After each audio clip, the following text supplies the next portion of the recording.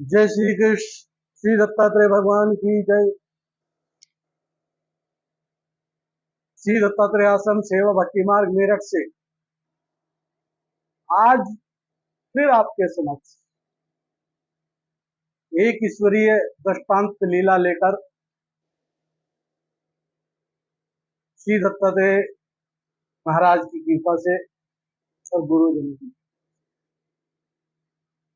मेरे वचन में अगर कोई त्रुटि हो जाए तो उसके लिए मुझे क्षमा करना, यही प्रार्थना गुरुजनों को से करता हूँ, यही प्रार्थना ईश्वर से। तो आज का लीला संबंध है ईश्वरीय संभाषण संबंध। ईश्वरीय संभाषण संबंध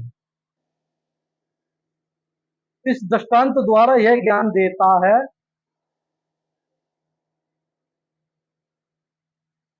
कि ईश्वर अवतार किस प्रकार संभाषण द्वारा जीवों में प्रेम और आकर्षण का संचार करते हैं। भगवान श्री चक्रधर स्वामी ने बताया है, जीवांशी वेद आनी वेद शक्ति पे ये तो नीची की गा चतु प्रकारे वेद संचरेती नरक स्पर्शु अलापु अंत करन। इसका अर्थ है जीव को प्रेम तथा प्रेम शक्ति हम जैसे ईश्वर अवतारों से ही प्राप्त होती है।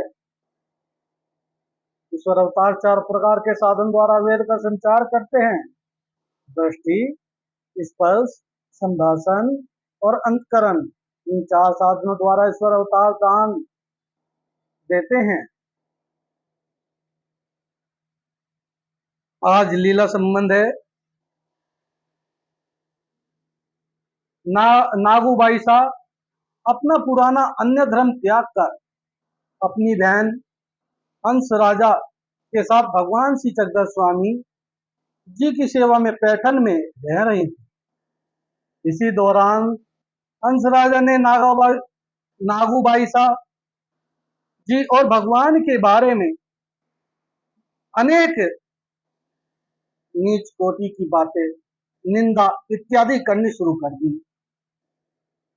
नागुबाईसा ने दुखी होकर भगवान से इस बात की चर्चा की। एक दिन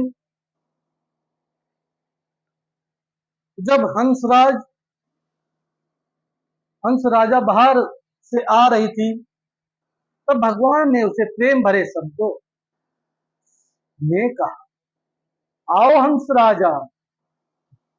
भगवान के श्री मुख से अमृतवाणी सुनते ही वह स्थित सुख में निमग्न हो और अपने किए अपराधों के लिए पश्चाताप करती हुई भगवान से क्षमा मांगने लगी। तदुपरांत भगवान ने नागुबाईसा को नीचे दिया गया सदवेधी रस का दृष्टांत निरूपण किया और समझाया कि ईश्वर अवतार कैसे संभाषण द्वारा जीवों को प्रेम देकर अपनी ओर आकर्षित करते हैं। दृष्टांत इस प्रकार है, एक महात्मा के पास शब्द वेदी नामक रस जिसे शब्द को अपनी ओर आकर्षित करने का सामर्थ्य था। यह महात्मा एक रात बर्तन बनाने वाले ठटेरों के बाजार से निकल रहा। ठटेरे तांबा के बर्तन बना रहे थे। महात्मा के शब्द वेदी रस ने बर्तनों से निकली हुई आवाज को अपनी ओर आकर्षित किया। शब्द वेदी रस के साथ शब्द का स्पर्शमार्थ होते ही तांबे के बर्तन सोने के बर्तनों में परिवर्तन हुए। क्योंकि ये आप भी सभी जानते हैं शब्दों का मोल कितना है। इन शब्दों से दुश्मन को भी अपने अपने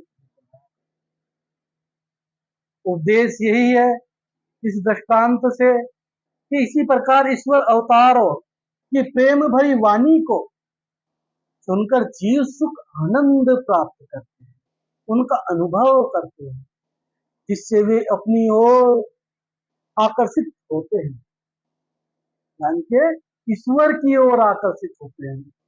ईश्वर अपने संभाषण द्वारा जीवों को दोषों से मुक्त करके अपनी ओर आगे बढ़ाते हैं तथा जीवों में ज्ञान तथा ज्ञान शक्ति का संचार करते हैं और अपने ज्ञान तथा प्रेम द्वारा अयोग्य जीवों को योग्य बनाकर उन्हें अपनी प्राप्ति दे। आप समझ गए होंगे। तो इसमें ईश्वर के प्रति, ईश्वर की ओर आकर्षित होने के लिए हमें आचरण कैसे होने चाहिए? साधक को सदैव श्रद्धा से युक्त होकर एकाग्र मन से ईश्वर अवतारों की वाणी श्रवण करनी चाहिए। गुरुजनों के प्रवचन उपदेश ध्यान करने चाहिए। ऐसा कोई दिन खाली ना जाना चाहिए जब श्रीमद् ब्रह्म शास्त्र या श्रीमद् भगवत गीता का अध्ययन न किया जाए या पाठ न पढ़ा जाए। अपने अपराधों, दोषों और अविधियों का प्रतिदिन गुरुजनों के सम्मुख अनुताप करके परिमार्जन करना चाहिए। अपने दोषों के लिए दुख करते हुए प्रभु से क्षमा याचना करनी चाहिए। इस तरीके से आज क्या है, इस वाणी, इसमें भगवान समझा रहे हैं कि वाणी का कितना बड़ा मोल है, इस जीव्य का कितना बड़ा मोल है, क्योंकि इसमें इतनी मिठास। अगर आप मधुरता से बात करते हैं, देखिए जय श्री कृष्ण ऐसे बोलना, कितना मधुरता, जय श्री कृष्ण ऐसे बोलना। कहते हैं ना बड़े बुजुर्ग, लठ मार रहा है तो लठ ना मारे, नहीं, बिना मीठा खाए भी मधुरता पाले, ऐसी वाणी। जय श्री कृष्ण, दंड प्रणाम, श्री दत्तात्रेय भगवान की जय।